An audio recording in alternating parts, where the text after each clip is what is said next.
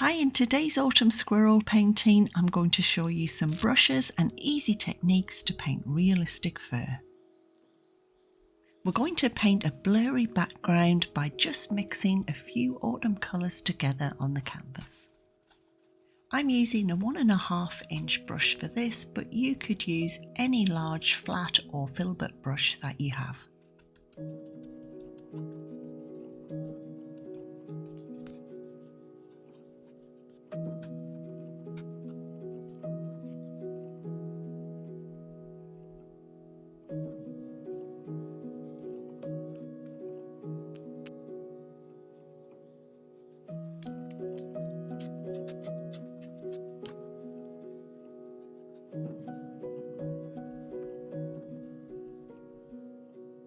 When that's dry, I've made a dark brown colour with burnt sienna and black. I'm still using my 1.5 inch flat brush and I'm going to paint in where the tree branch is going to be. Use the flat edge of the brush to create that lined effect as it's coming down. We'll make it slightly darker at the bottom by adding more black to add in that shadow. I'm using a pastel pencil to sketch out my squirrel a little. You could use chalk or an ordinary pencil too if you have one. There is a link in the description for a free traceable if you'd like to use it, but basically we're going to sketch out an oval shape for the squirrel's head, moving down the back with another circle at the bottom for his haunches. You could also find a picture of a squirrel that you like and trace that onto your canvas. I've mixed up a grey colour with black and white, and I'm going to use different shades of this to paint in the whole background on the squirrel. So I'm going to paint some areas darker than others to try and get those contours and the shape of his body.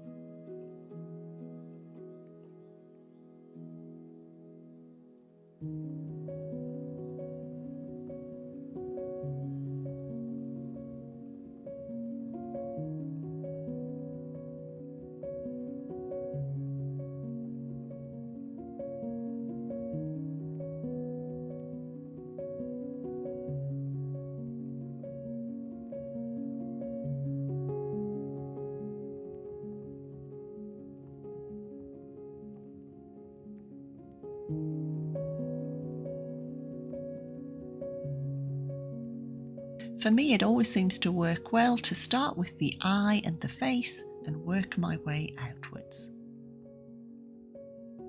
I have a small round brush now to add in a few details, especially around the eye.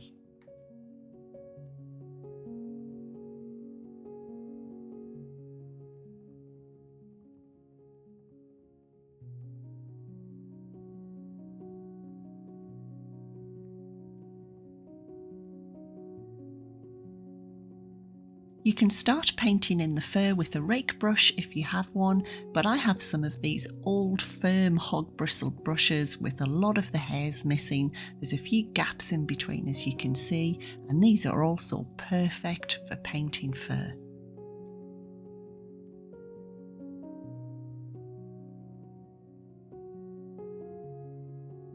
Paint in the direction that the fur is growing, and also use those brush strokes to try and build up the shape of the squirrel's body. I like to come in with my rake brush or hog bristle brush first, and then come over the top of that with my small round brush to add more detail.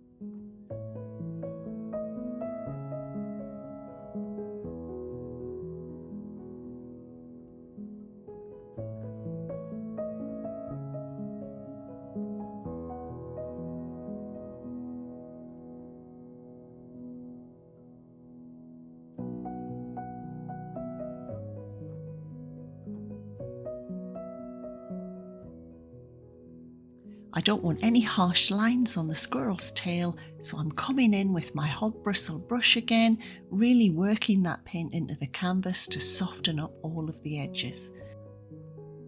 And again, I'm doing the same with my small round brush, putting in those nice vigorous brush strokes to fluff up that squirrel's tail.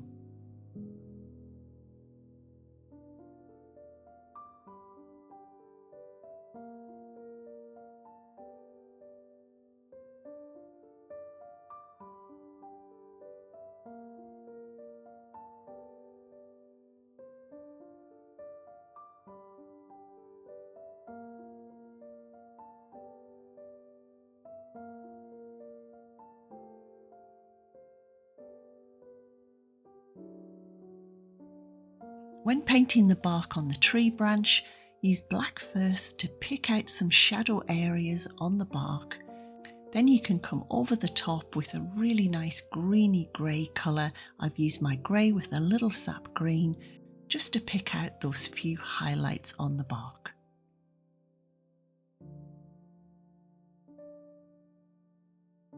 I felt that this painting needed a few leaves and a little bit of colour around the squirrel, so I'm using my cadmium yellow and burnt sienna to paint in some really nice autumn leaves and a few berries too with my alizarin crimson.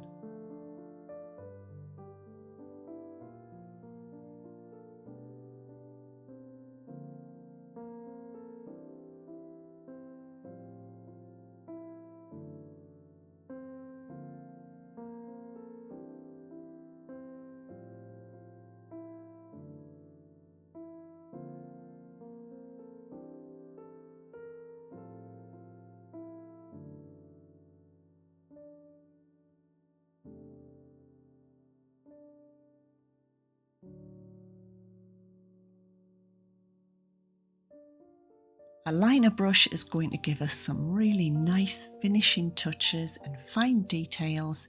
We can use this to paint the whiskers and any other really fine hairs and fur that we need to add a little bit more detail. If you don't have one, don't worry, you can also use a small round brush for this. Just try and find one with a nice sharp point.